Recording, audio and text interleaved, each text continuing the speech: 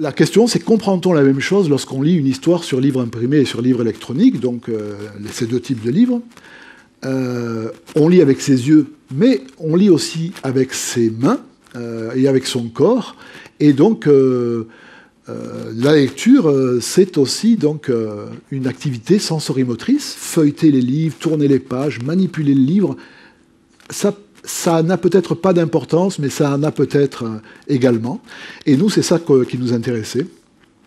Et donc, cette notion de lecture incarnée. Est-ce que la lecture, c'est une activité cognitive qui implique le corps d'une manière générale? Donc, voilà, quand on lit sur livre imprimé et sur livre électronique, on n'agit pas de la même façon. Il y a une question aussi importante, un peu fine, mais de notion d'intangibilité ou d'immatérialité du texte électronique. Un texte électronique, la seule page ou les deux pages pour certains livres électroniques qui existent, ce sont les pages que vous avez sous les yeux à l'instant. Les pages qui précèdent, elles n'existent plus, donc elles sont retournées dans cette espèce d'univers virtuel d'où elles ont émergé temporairement, et les pages qui suivent, elles n'existent pas encore, alors que dans un livre papier, même si vous ne les voyez pas, les pages précédentes et les pages suivantes, elles sont matériellement, physiquement présentes.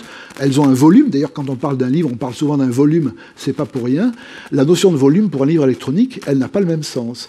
Et donc, l'hypothèse qu'on a fait, nous, c'est que si on utilise ces informations tactiles, sensorimotrices, quand on lit avec un livre papier, on devrait être un petit peu plus égaré dans l'espace d'un livre électronique parce que finalement, on n'a pas ces informations à disposition.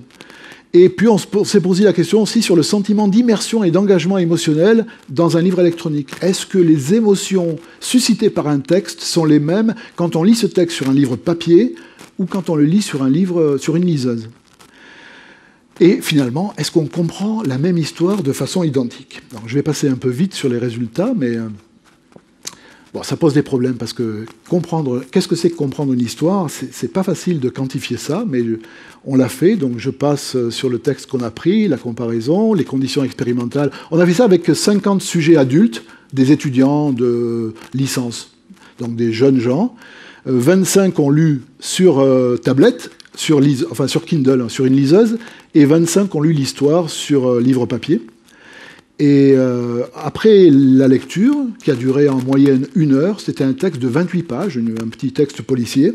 On les a questionnés sur un tas de choses, les relations entre les personnages, les lieux dans lesquels l'histoire se déroulait, et puis également des tests un petit peu plus fins qui nous ont intéressés. C'est d'avoir aussi des questions sur l'immersion dans la narration, comme je vous disais, et puis un test un peu particulier sur la chronologie des événements de l'histoire. C'est ça qui nous intéressait le plus, parce que nous, on faisait des hypothèses sur le fait que quand on lit sur livre électronique, on est un peu perdu dans l'histoire. Donc, on a pris des événements de l'histoire, on a demandé au sujet de les remettre dans l'ordre chronologique. Alors, je passe. La reconnaissance dans l'ensemble, pour dire les choses rapidement, il n'y a pas beaucoup de différence entre les deux types de lecture. Sur la compréhension, les relations entre les personnages, les mots utilisés dans l'histoire, les phrases, les lieux, il n'y a rien du tout.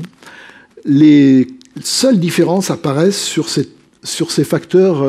Bon, je passe sur les questions, j'ai pas le temps. Voilà. Ça, c'est le test le plus intéressant.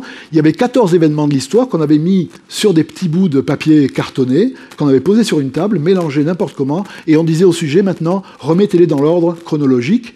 Et par un test statistique assez sophistiqué, on a comparé l'ordre exact et l'ordre donné par les sujets.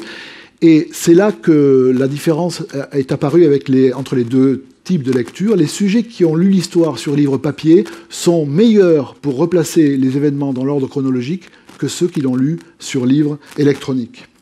Ça veut dire que quand on lit un texte sur livre papier, on prend des informations qu'on appelle paratextuelles, pas des informations qui sont directement dans le texte, mais qui sont dans l'environnement, le contexte de lecture, comme je vous le disais, la manipulation, les pages qu'on tourne, etc., qui permettent de mieux se repérer dans l'espace du texte. Voilà. Et mieux se repérer dans l'espace du texte. Si le texte a une narration relativement linéaire, c'est mieux se repérer dans le temps de l'histoire. Et se repérer dans le temps de l'histoire pour certains textes, en particulier les textes policiers, c'est pour ça qu'on l'a pris, c'est d'une certaine manière mieux comprendre. Si on ne comprend pas le lien temporel entre les événements dans une histoire de type histoire policière, on n'a pas complètement compris l'histoire d'un certain point de vue. Ça n'est certainement pas vrai pour des textes plus littéraires ou carrément pour de la poésie, où les liens entre les temporels ont beaucoup moins d'importance, mais surtout pour ce type d'importance, de texte, ça en a. Parmi les perspectives, alors on a refait cette expérience récemment avec des adultes, mais des adultes dyslexiques, donc des gens qui depuis leur petite enfance ont du mal à lire, mais qui ont quand même réussi, malgré tout, à avoir une scolarité normale et qui sont à l'université. Et on a obtenu des résultats très analogues avec les adultes dyslexiques. Eux, plus que les lecteurs normaux, utilisent ces indices paratextuels dont je vous parlais, parce qu'ils ont du mal avec le texte lui-même, à cause de leurs problèmes de lecture.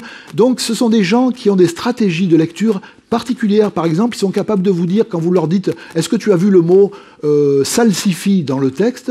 Ils vont réfléchir en termes spatial. Souvent, ils disent « Oui, il était en haut à droite. » Voilà. Et ils utilisent beaucoup plus que les lecteurs ordinaires, semble-t-il, ces informations paratextuelles. Donc si on les fait lire avec des livres électroniques, ils sont un peu plus en difficulté encore que les lecteurs ordinaires.